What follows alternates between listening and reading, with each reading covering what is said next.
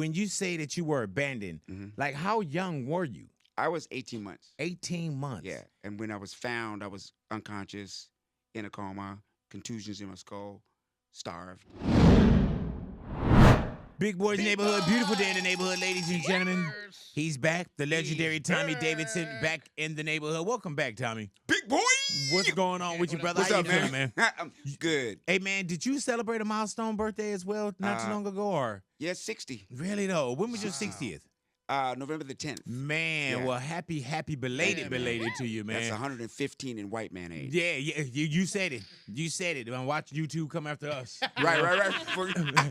You know, hey, man, anything So let's changed? talk about Diddy. No, I'm just right, kidding. there you So go. go ahead. Yeah, right. Anything changed since you hit 60? Yeah, they'll let the Diddy stuff pass. Well, I mean, you know, I got to go to the bathroom, and and I don't know if I got to pee but I just sit down. really though. So that has Yeah, changed. it just. So now when you go on the road, you make sure all the bathrooms are different and clean because you got to find them. Yeah, because you're know. sitting down now. Yeah, you got to point at it. Okay, in case of emergency. And Amen. before it was like, you know, I got to use the bathroom. Okay, I can wait. Now it's like now. Yeah, man. Yeah.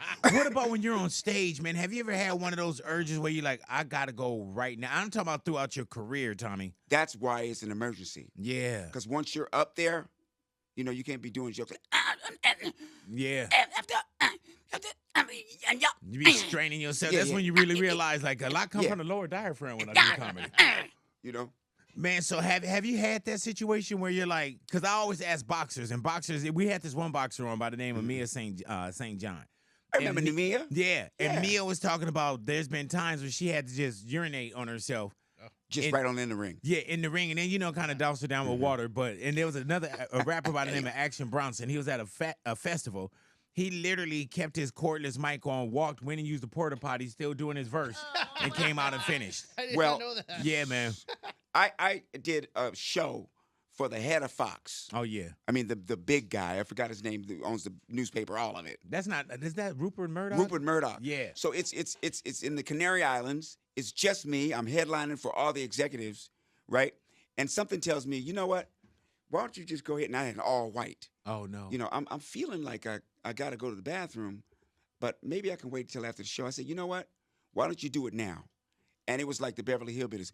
And up from the ground come a bubbling crude. Oh, yeah, man. Oil, that is. Mud Black butt, that gold. is, yeah. Texas tea. Well, at least you went, and you had, because that would have been bad if you were That would've wearing been all bad. white. Yeah. Yeah, it would have been tie-dye. And how long ago was this? That was probably about 30 years ago. Yeah, see, now you can't do nothing because everybody have a device, bro. Yeah. Nothing is kept where it's like, oh, I was there. Right. Or I remember. There's no Right. secrets now. Uh-uh. Everything is being recorded now, bro. You got a license plate. How do you feel matter about what you that do. even at your shows? I feel like sometimes I just a little paranoid. Like I'll Yeah. be at Ralph's or something, and somebody will go, "Hey, man, you know, you're doing this and you're doing that," and I'm like, "Is he a plant?" Right. Man, what about Like- when people come up to you and they're recording already? Oh yeah, And they want you to just turn it on. or they'll just say, "I want to take a picture," and turn on record. Yeah, man. So I just go real close. The lens is Right. the whole thing is this. Hey, man, and they probably love it because you gave them a moment. Yeah, it's You all know, mouth. or they want- Is that right? They want to talk to you about like Ace Ventura. Do it like, oh, Right. Jesus Christ. No, I just go. But that's the gift and the curse. You know Yeah, what I'm it saying? is. That's the gift and the curse, man. It You've been is. famous, Tommy, for a long time, bro. Come Decades to now. think of it, I remember the day Oh, that really? it happened. I was in the grocery store, and I was like, I was in New York City. Mhm. I took the subway, and everybody in the subway cart was looking at me. I was like, what the hell is going on here? Because you've done this. Yeah, what's going on? Then I went to the grocery store, just getting some orange juice, and I look up at everybody in the grocery store is looking right at me. I said, what's going on the show? Yeah. So was that in Living Color? Yeah. And you got to think too, Tommy, with In Living Color, Mhm. for one, that was groundbreaking then because we did have like, you know, the Saturday Night Lives, there were variety shows already, but there was nothing like No. In Living Color. And with In Living Color was what we would call, you know, cooler talk. The next day is school talk. It was everyone that did you everything. see it, and you had to see it 1st run. Yeah. There was no, oh, I DVR'd it, oh, I No. recorded it. No. Yeah, and it was like, and we didn't have all these streams, and it wasn't 5,000 choices. Everyone had their eyes on In Living Color. Yep. And it was where radio really started Yeah. because it was Monday morning. The show was on Sunday yes, night. man. And that was like it So gave everyone's it to the, home. Yeah. You know, and the good thing about that was people from my hometown would call right after the show. Right. So as soon as the show was over, what you gonna do, man? And we watched it in real time, bro. And it's crazy because we could talk about In Living Color and the legend that it is now, but we knew In Living Color was special then. We knew it. And when you look back at it now, man, you think about all the careers that's come from In Living Color. You think about all the things that you will never forget in our lifetime. Pick it up. Yep. Man, every time I hit this, man, I think of pick it up. Pick it up. I think of that. Bam! Yeah, You know, man. classics, Funky you know Finger what I mean? Productions. Yeah. Like Funky to Finger this Productions. to this day, when somebody come around and like, hey, Big, I was like, oh man, they were Funky here they go. Finger. Yeah, they from There they Funky go. Finger Howard Productions. Tibbs III. Yeah. You know. Yeah, man.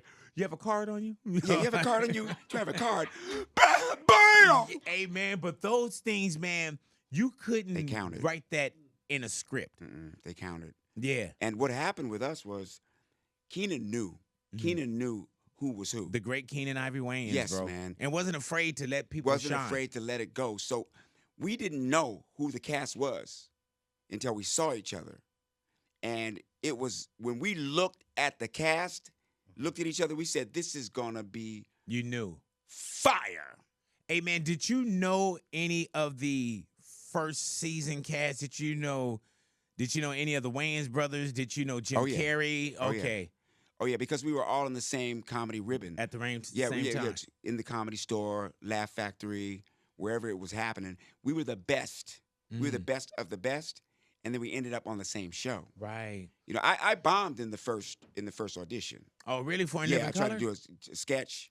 So they were just yelling stuff out. You're a Puerto Rican cab driver. Something. You know, I just couldn't. Oh, you couldn't nail it in? Yes, say something. So I'm going, man. And you always know you didn't do good when they're done. They go, hey, man, thanks for coming, man. Oh, yeah, I know that. Yeah. Thanks for coming, man. And you've had some thanks for comings already. Oh. Yeah, so you knew, like, Right, so you knew it. You knew the look. You know, it's they looking at you, but they ain't, you know. Yeah, man. It's It's like, hey, how you doing, man? Okay, good, man. Yeah. Looking right at you. You see that? Yeah. Just, you're already out of here. Yeah, thanks for coming. Yeah. Hey, man, it's been times in my head where somebody would come in, I'm like, okay, they want to do something with the neighborhood. Right. And in my head, I already know, how do I let this person out of here? How do I get a parachute on them? Yeah, and get- you felt that. Yeah. Oh, I felt it. But what happened was they had a stand-up audition. And they came out? All the main comedians you can think of now, Martin, DL, everybody was there. And guess who was 30th? Who? Me. Never scare me. Never corner me. So there were 30 comedians. 30. And you were number 30. Everyone, yeah. And you saw Ricky, everybody going. I think Keenan did that on purpose, too, because Right. you know, as a beast. You know, so I'm on the sidewalk, and my set kept shortening. Because they come out and go, well, Ricky Harris did that, man, so that's gone. You know, or somebody else did that and that and that, that's gone. So you know what happened is the comedy God of the universe shot me a free one. It was at the time when Robin Givens and Tyson were going through their thing. But RoboCop was number one in the theater. So I improv this, you know, Robin Givens is RoboCop. You know what I mean? And please, Robin, don't let you have 5 seconds to comply. And everybody just, it brought the house down. Man, so already you already knew that you auditioned and you bombed there. Then you're 30th out of 30 comedians. Right. They keep coming out telling you that your time is shortened Shorter and shorter. because big dogs are hitting the stage. That's right. And then you go up and it's like somebody did this, somebody did that. What do I do? And it just came to me. And that's always been my gift. And the cool thing about it was Keenan came outside where I was, and he said, I haven't picked nobody but you. Oh, wow. So far. And I was like, and you know what's crazy about that too, bro, Yeah, is not knowing that was something. I'm doing an audition, knowing it was something, but not knowing right. the cultural phenomenon that was going to become. I mean, after the first season, all of our lives changed. Oh, yeah. Man. We became these, like it wasn't overnight because we were putting years into it. Yeah, you know what I mean? yeah, I knew the Jim, outliers. I knew Damon. When I first got to L.A., my manager drove me to Century City just to see a movie poster. and he was like, "This is the future," and it was a Hollywood Shuffle. Oh man! And then he took me to another movie poster and said, "This is your future," and it was "I'm gonna get you, sucker." So I go to both premieres. I meet Robert at one, Robert Townsend, and then I go to the other premiere. I meet Keenan, but they had already saw me at the Comedy Act Theater. Oh yeah, lovely Los Angeles. So turning it out. So a 3-year journey, right? Catching the 3 buses a day to go to work, staying all night in the clubs, right? Can't get a mainstay on the stage unless it was over at the Comedy Act Theater. Get a call from the Comedy Store tonight. Mitzi has you in the main room.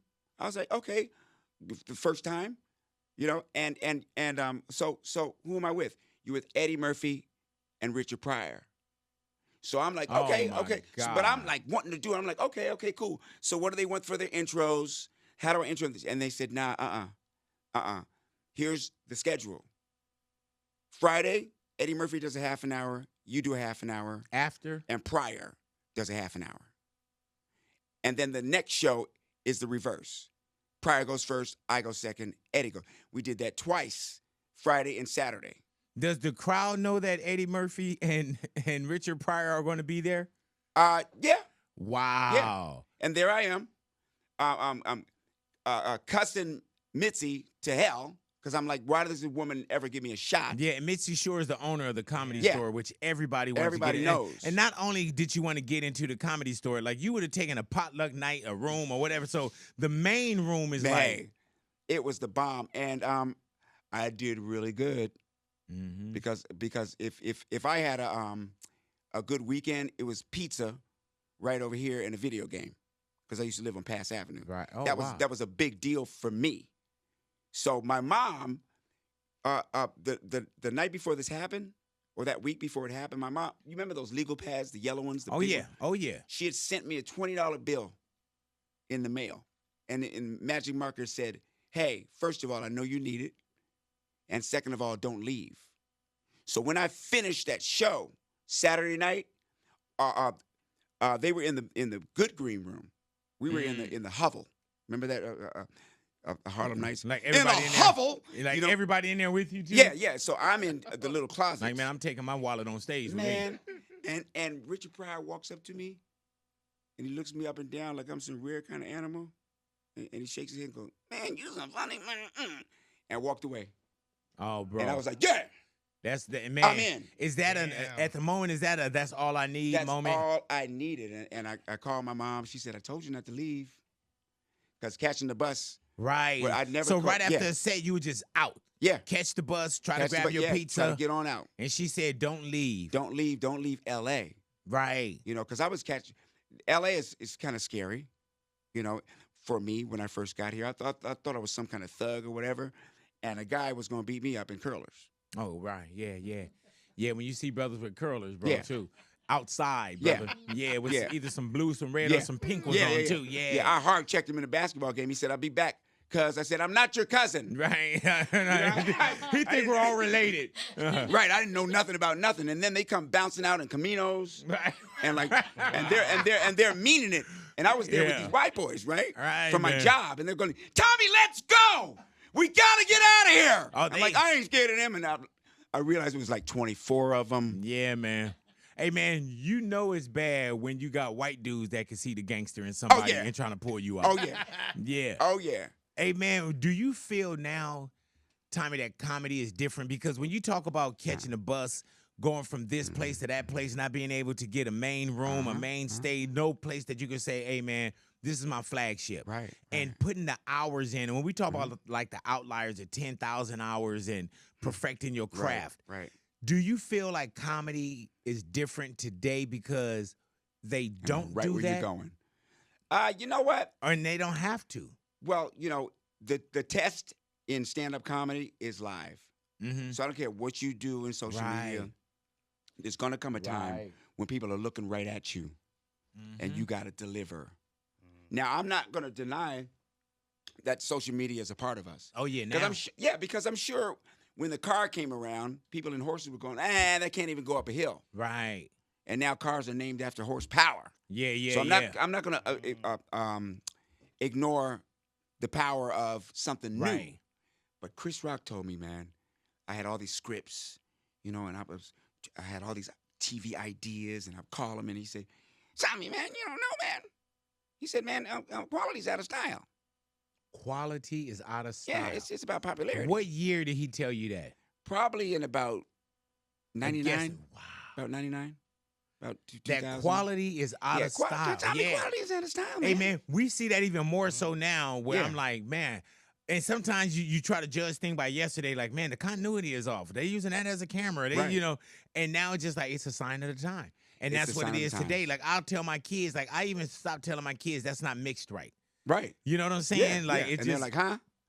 it's you just know? what it's just what it It's is. just what it is. And so just to adjust to things, it's the ambidexterity of the comedian, the live comedian, that keeps you centrally balanced. Because it takes so much different kind of talents to do it. Right. Look, with just being a stand-up back then meant you were an actor. Yeah, man. You were an actor, and you were everything at once. Yeah. Because you got to be able to read the scripts. Right. You got to be able to do that stuff. I was able to learn how to do everything at once, animation, voices, all of that, because I was trying to pay my rent. Yeah, you was like, man, just throw it up against the yeah. wall. If it's stick, I'm there. Yeah, I walked out of the deli I worked at because I made just as much at the deli as I did MCing at one of the clubs. So you And people didn't understand it when I walked there. Homie, why you walking on? Why you walking out of here, man? was like, man, I can go make this Yeah. $38 somewhere else. Exactly. Yeah, like, This is a good job, homie. Yeah, what are you man. doing, man? You know what I'm saying? I got me another job, so it went from there. That was ground zero. Hey, man, it's crazy when you step out on faith, even when you can't see the whole staircase. Hey, man. It's crazy, man, because I'm looking at what's going down for you this weekend on Ontario Improv, right? And you remember back in the days, you had like the calendar section of a newspaper, or you drove by and you saw the names on the marquee. Now, when you look at this, man, I just got this and I just pointed my camera I love and brought up, you know, the QR code, and it took Right. me to the tickets. Like, Right. it's crazy. Everything is there. Yeah, man. It's Yeah. like you gotta be able to balance with this and that. Yep. You know what I'm saying? Yep. And you can't dinosaur yourself out, bro. You can't do it. Yeah. And also, You're not gonna change the world Yeah. that's here or that's coming. it ain't gonna happen. Yeah. And that's where gratitude comes in. Mhm. See, when I see something like that, it's evident of what I've been able to do. So I just Right. use that as a reminder that I used to have someone say my name. Right. Right. Right. Right. Say, not Tom Davis, or hey man, it's Tommy Davidson, man. And now all you gotta do is put the name up, and people come. Right. And we know who Yes. it is. And we know Mhm. that and my thing is, man, the shows that you do, Mhm. like there's an outline. But what I'll see Friday night, I Yeah. probably won't see Saturday Yeah. night. You know Yeah. what I'm saying? Yeah. I'll get the show, but you're so quick live. Thank and you, your improv skill and just off the top is like Man, you thank you. like I don't know what Tommy Davidson is walking in here. That's why I just say Tommy Davidson. Right. You know? Just say, yeah, here he come. Yeah, and we know the accolades, bro. You know what I'm saying? And it's crazy because think about all the marquees and all the so-called flyers and all the shows and all that you've been on that someone isn't here today. Yeah. You know, either Right. by passing, Say that again, man. by passing or just not Or in just the not craft able to do anymore. it. Yeah. Just not able to get to that point. Yeah, and not Yeah. only able to do it, still enjoy it and still be good at it. Yep. And still have multiple dates because there's a lot also, Tommy, that can take us out of the game. Oh, Not yeah. only not being funny and live by the people that Life. see you, but life can take you out of this Life game, man. 101, man. Let me Yeah. tell you something. And it took me time to find out who I was too. Because it took me so long to get to that point where I had that name announced, and then it was like Tommy Davidson's here and Tommy Davidson's there. And I started buying into the name. Gotcha. To the name. So I finally discovered that my happiness came from realizing that I'm Tommy Davidson, Barbara Davidson's youngest son, not Tommy Davidson, the movie star, and all Right. that stuff. That was a job.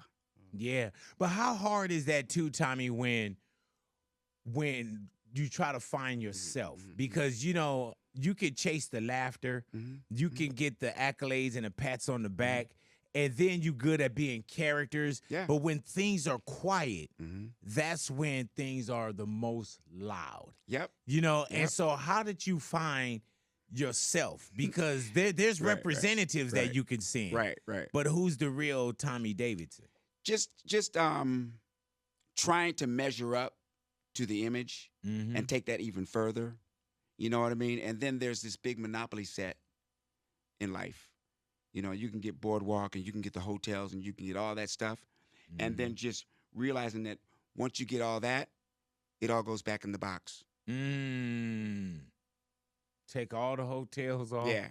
Boardwalk, No matter how much Boardwalk get mixed up with you got all Baltic the money, Avenue. you got it all of that, and then you go, okay, so you win. Now it all goes back in the box. You know, and then realizing that the box isn't the end. It's what you are. It's who you are, who you've touched, the stuff that you can pass on to the next person. You know, and the big H. The big H is tough. Just happiness. Just being happy. Just being happy and content. I don't know what day it is, but I know I'm in it. Right. I don't know about heaven and hell, but I know about here. Mm-hmm. You know what I mean? So it's those kind of simple things, because in this, you can get lost in the journey, trying to get there. You know, the old black women used to say at the church, you better watch out for what you pray for, because your ass might get it. I mean, like, well, what's wrong with that? Because once you get it, then who are you? What are you about? What are you bringing to the table? I'm not taking credit for that. That was my math teacher, who knew I could not get it right. Miss Coleman, Jewish woman, would not stop. Reggie was a guy in my neighborhood that used to walk through the neighborhood. He muscles, really handsome, afro perfect, jumpsuit. And every time he saw me, he'd kneel down and he'd say, "How you doing, little Tommy?" I go, "I'm doing fine." And he'd walk over the hill out of the projects. And I kept saying, where is he going? But he always had those words for me. I moved from that neighborhood when I was probably about 15 or 16. Showbiz happened. I'm in front of my friend's restaurant in Washington, D.C. I'm movies, Tommy Davidson, broadcast, everything, the whole 9 yards. A trash truck pulls up. And Reggie jumped out, man. And he looked the same. And he walked over to me, man, and I walked over to him, and he said the same thing. He said, "How you doing, little Tommy?" I said, "I'm good, man. I'm really good." Then he walked back to the truck, and right before he got in, if this gets me choked up, man, before he got in the truck, he said, "I always knew that you were going to be something." You know? And that's where that faith meets the road. Faith meets real life. You know what I mean? It just will carry you along as long as you're open to it. Amen. And I think that there's a lot of people, especially in this room, but if people look, we all have, God willing, we have that moment. That's right. Where it's like somebody believed in you. I remember, man, we were homeless, man, and I told my mom, I said, "Mom, one day I'm going to buy you a house." And she could have said, like, "Oh, Kurt, please." Like, there's real things going on. Like, you know what I'm saying? Right. And she told me, she said, "I know you will." And man, you don't know what those things do. And then at some point, either wisdom will come, age will come, whatever it is, but then you realize, like, wow, that's right. That was like the best fuel that she could have put in me that kept me on this journey. And every time when certain things would happen, I would go back to that. And it was like, you're on a mission. You're on a mission. You're on a mission. And then when I did get her the house, it was like, okay, now what do I do now materialistic? But how do I become the best version of me? Because you always got to continue to work on yourself. And that's what I tell people, man. I say there's a lot of times where, some people are more problems than profit. Some people could be the most entertaining, and we seen some things this year that just kind of changed the course of comedy to me. That I just thought, like, man, that those things aren't funny. And I wanted to ask you, Tommy, like, when did some comedy, especially now, when did it stop being funny? When the reaction from the audience. Is there a different tone? Yeah, it is. I'd say probably about anywhere from now to about 12 years ago. it seemed like the object of the joke was to get people to go, ooh, Yeah. whoa, Yeah. Should I laugh at this? Yeah. ooh. So it was a ooh. People were going for the ooh. And even my wife told me, you should be more edgy and you should be more. I don't look for that result out of my jokes. I look for Yeah, man. you got you crazy. Yeah. That's to me, that's the object. So when it's the ooh thing, I've mathematically equated that someone has to be the brunt of an ooh. Mm. So all the ooh groups start stepping up for themselves and say, "Hey man, you ain't gonna use me for your oohs," and they start getting together on you. You see what I mean? So it's really in the spirit that is coming. I always told jokes just to get the smile and make people feel together. It's like Frankenstein, right? The monster was the doctor. Mm. You know what I mean? Because he dug up this dead body, and then he knew there was a cut in the brain, and he put it in anyway. The monster wasn't bad at all. He loved flowers, Right. and this, that, and the other. But the mob didn't like him because he looked different. But it really was the doctor himself. And I think that we're going through that right now. It's like a mob mentality Mm-hmm. that's after the monster, but the monster ain't did nothing wrong. It's that creator of it, which is, dissension, separation, Gotcha. Judgment, Mm. all that stuff.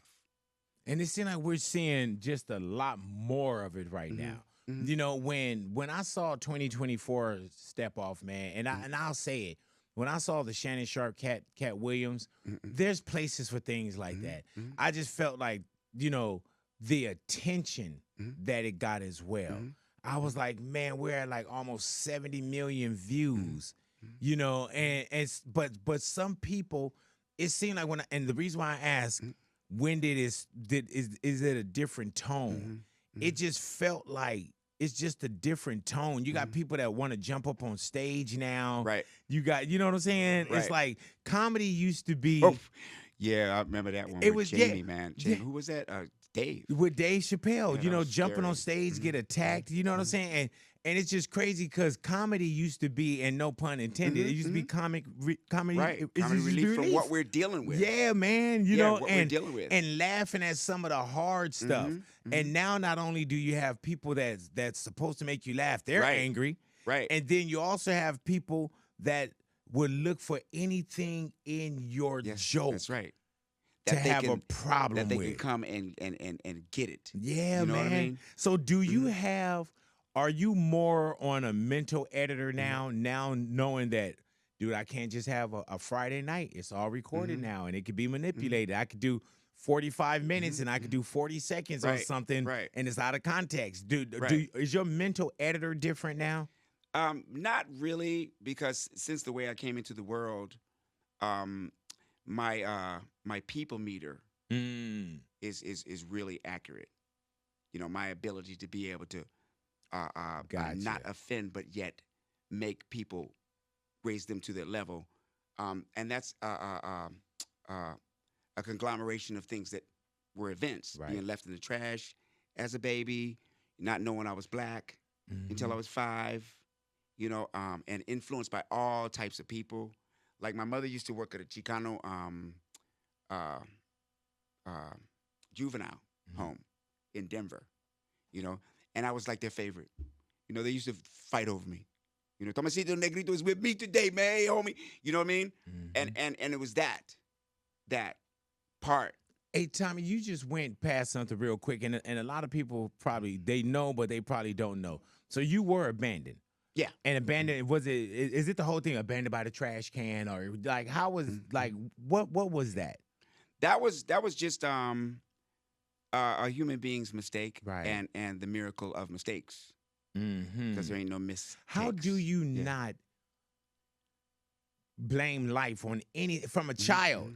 Because when there's something that's traumatic, you have a reason to think that, man, I can go do this, I can go do that. And especially, man, when your mom and your dad, or however you grew up, Mhm. that's your first love. Yep. That's your first center Yep. of protection. Yep. That's your identity, Mhm. everything. So when you say that you were abandoned, Mhm. like how young were you? I was 18 months. 18 months. Yeah. And when I was found, I was unconscious, in a coma, contusions in my skull, starved. And my mother saw my mother that raised me went to some house that was she knew my natural mother a year before. Mhm. She had come down there with her husband to immunize children during the civil rights movement. Right. And she was there, but she was gone when they came back. So they said she's gone, but she left her baby at such and such house. When she went there, it was teenagers getting high and drinking and stuff. So she got out of there fast. But she said something told me to look under this tire that was on this pile of trash, and I saw your foot. She said when I moved the trash, you were just out. You know, I just thought you were dead. You know, and you had a T-shirt on that said "I will be president in 20," and the rest was ripped. So she took me from there to the hospital. 90 days later, I lived, bro. And she took me back to Fort Collins, Colorado, which is all white in '66. You know, and I had a wonderful childhood until I turned 5. Yeah. And then I moved to Washington, D.C. and you figured moved it to out. the black neighborhood, and the black kids whipped me and my brother and my sister's ass. See, my sister is like a twin, but she's blonde. You know, Right, we're the same age. right. We're a month apart. My brother looked like David Cassidy from Partridge Family. Right. You know? And White. I mean, whipped our ass every day. And I finally went to my mother, and they were calling them white crackers and calling me a white cracker lover, you know? And so I finally went to my mother, and I was like, you know, why are they calling me a white cracker lover? I like graham crackers. Mm. I was 5. The innocence. I was 5, you know? Then we moved to the and we got there when King got shot. Oh, So it was Lord. riots and all this. I remember sitting in the apartment we moved to. Me and my sister were sitting in the window like some fools on the fourth floor, and I hear this song.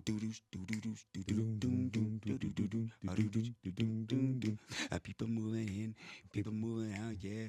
All Because of the color of the skin. yeah. Run, run, but you sure can't hide. And me and my sister look at each other. We were like, "What is this? Right. What is going on?" And that's right before that, I moved to the suburbs of Wheaton, Maryland. That's the first time I heard the N-word, because grown white men were chasing me home.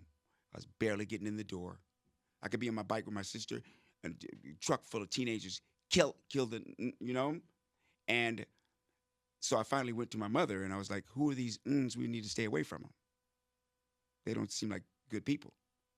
And that's when the whole atom in my heart got split, man. I got the biggest heartbreak I can ever have. My mother told me, that's what people our color call people your color when they don't like them. And I was like, well, what color am I? She said, you're black. And I was like, no, I'm brown. I'm 6 years old now. I know brown from black. She said, well, that's just what they call them.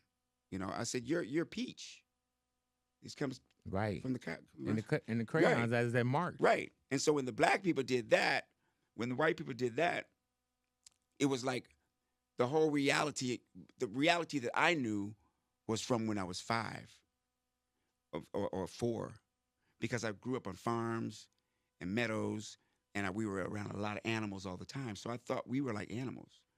A cat could be a white cat, have 3 black ones, a gray one, and an orange one. Or a dog can be a black dog, have a gray one, a red one, and a black one. Even with horses. You know, the horse could be a white horse with black speckles and have a brown horse. So I thought that's what we were like. You know, I didn't know that there was a separation between it. All I knew was that all of them loved each other, and they were fun to play with, and the mom loved all of them. And they were all in the same, when they ate, they all And ate then from the same, at 5 or 6, bro, like that, I was like, that's what is got to be this? a lot to handle. What is this? So I had to I had a good test to understand what I was. I did become black. The neighborhood that I was telling people moving in, when the white teenagers ran at me, saying kill the right? These big black teenagers stood behind me, and they went the other way. So I've been black ever since that day. Right. You know, but understanding what that was where the complexity came in. So I started studying people and culture, and to find out why. Why is it that the brown people have nothing and the white people have everything? So I started looking into all that stuff at an early age. Mm-hmm. I read prolifically, so my mother would always give me books. She was like downloading me. You know, Right. she gave me Leaves of Grass, Walt Whitman. She gave me the autobiography of Lena Horne. She gave me Bury My Heart at Wounded Knee, which, you know, I'm part Choctaw Native. That's So, a yeah. lot of, but you weren't like 6 or 7 with those books. I was were you? 8. Oh, Jesus Like 8. Christ. Yeah, I read like, yeah. I was 8. Yeah, man. And she knew I could read them. She gave me Malcolm X. Mm-hmm. And before she gave it to me, she was going like this. She Right, said, right. I need you to know something. I need you to know something. And she said, I want you to know before you read this, the white people ain't the devil. And I was like, okay. And then I read it. I was like, they might be. Yeah.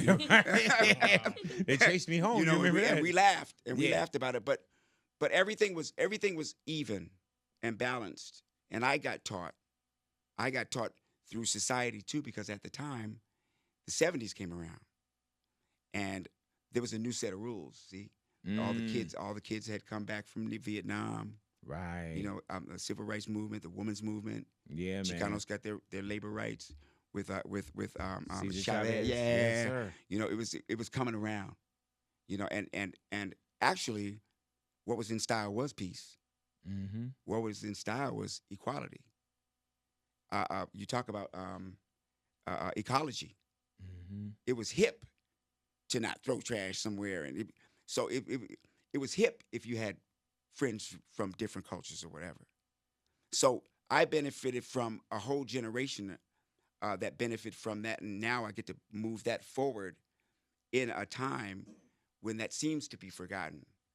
You know, my mother always used to tell me, people of color and people are all colors, right? And the people united will never be defeated, except for the small green people that start all the trouble. Because the small green people can give the green stuff to divide. Mm-hmm. You see what I'm saying? Yeah, and we So see that still to today. And so she was right about that.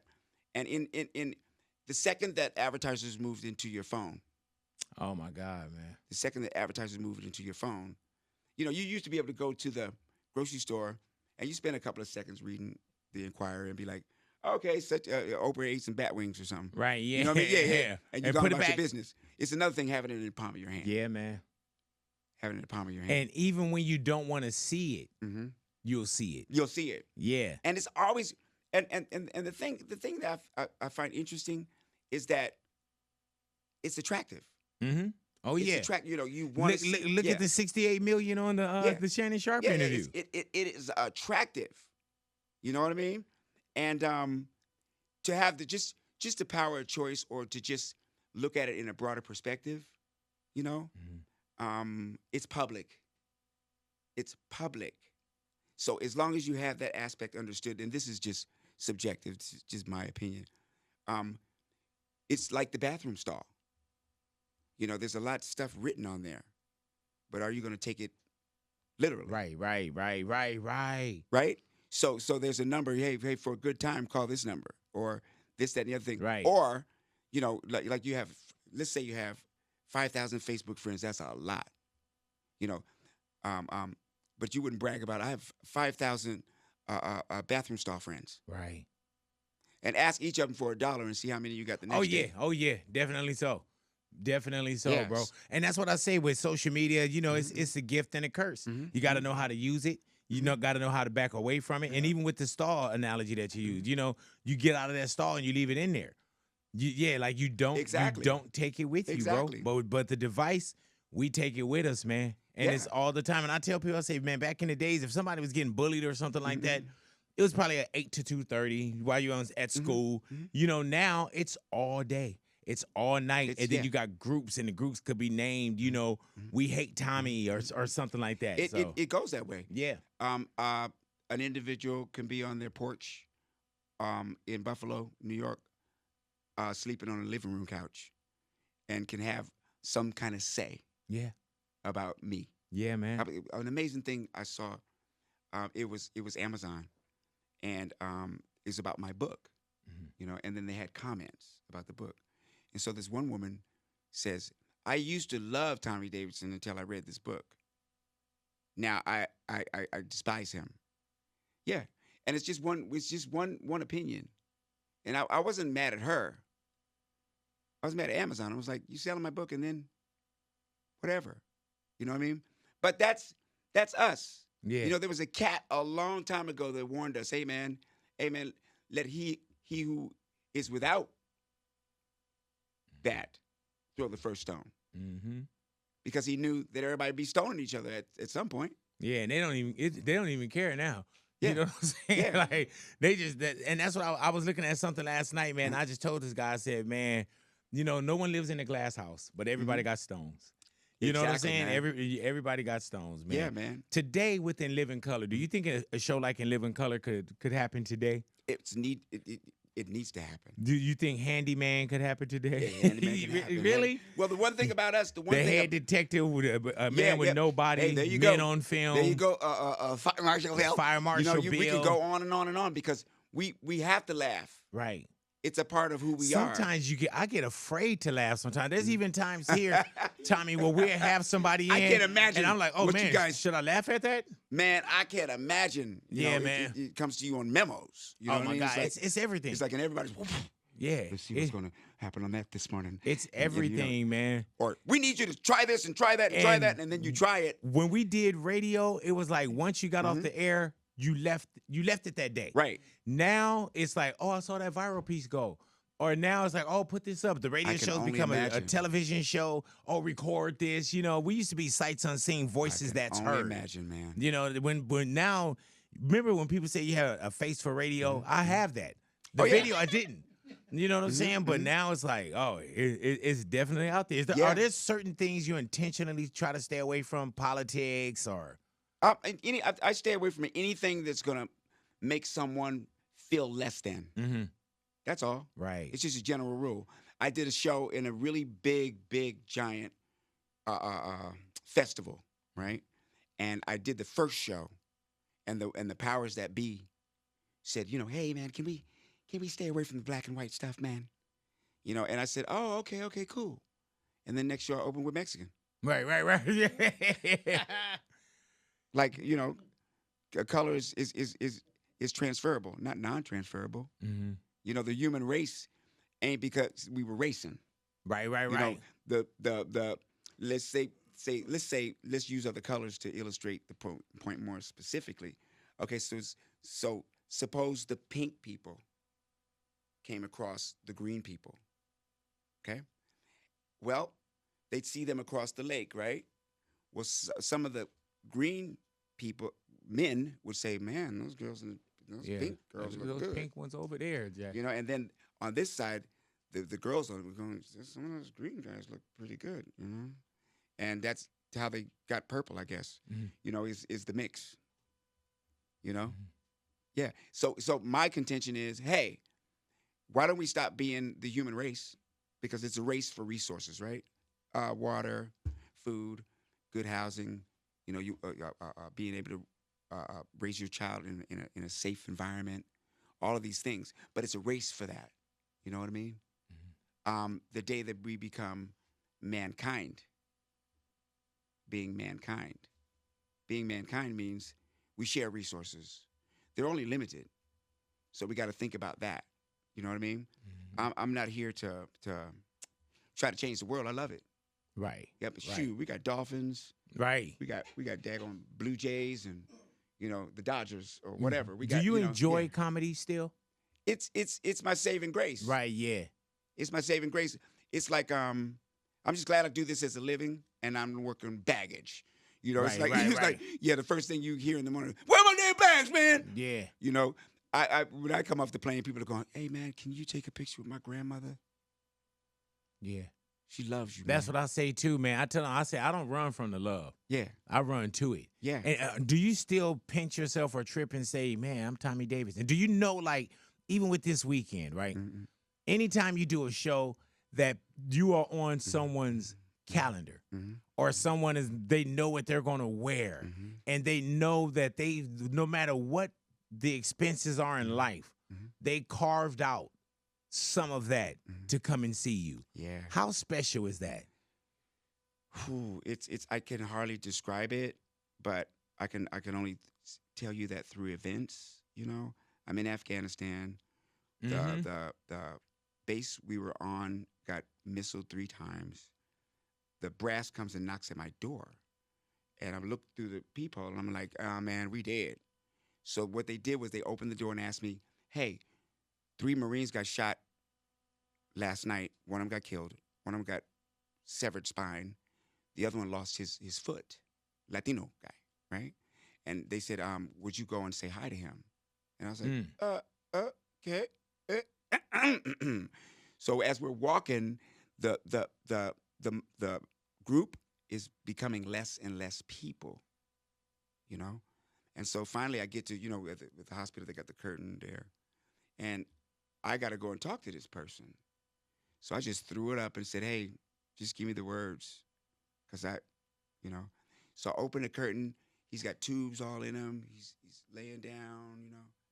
And he opens his eye and he shoots up from the bed and says, man, and he's smiling, what are you doing here? Yeah, man. And I said, I was about to ask you the same damn thing.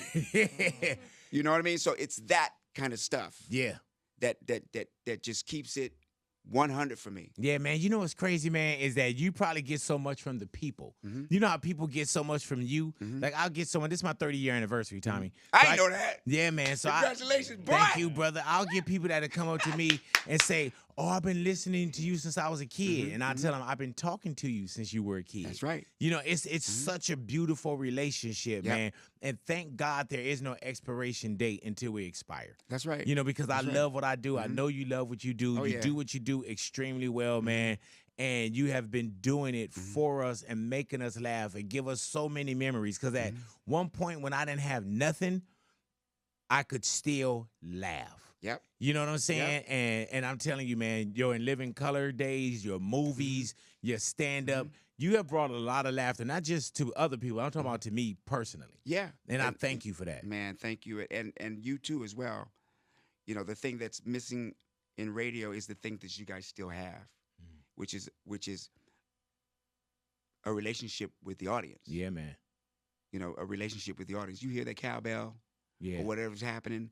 I remember when Kobe passed away. Mm-hmm. And I remember you were honest with us. You were honest about your feelings. Yeah. You let it be known, hey man, I am devastated. Yeah.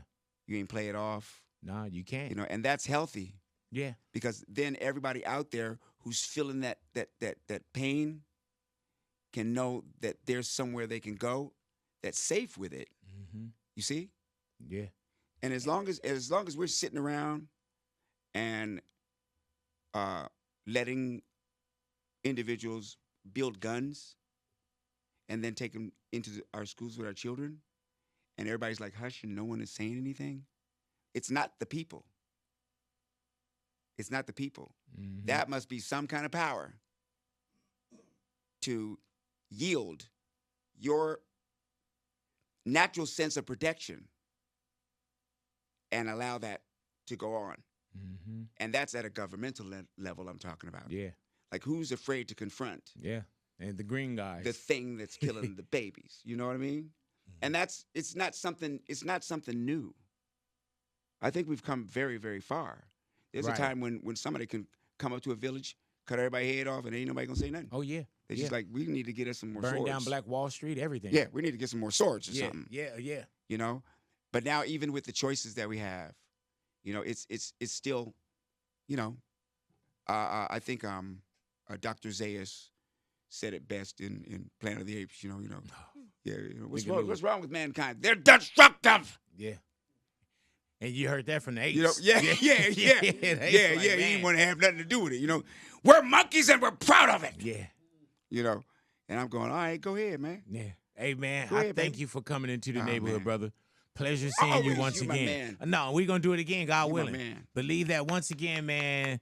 Thanks Tommy for the Davidson, opportunity. my Love you, man. pleasure, brother. Improv this weekend. You doing the Kuchinkete circuit where you doing two nights, E lo two shows a night. There it is, man. And Domingo. There. Yeah, and Tommy Domingo. Davidson in the neighborhood, man. You can grab your tickets right now. Improv.com/Ontario/Tommy Davidson.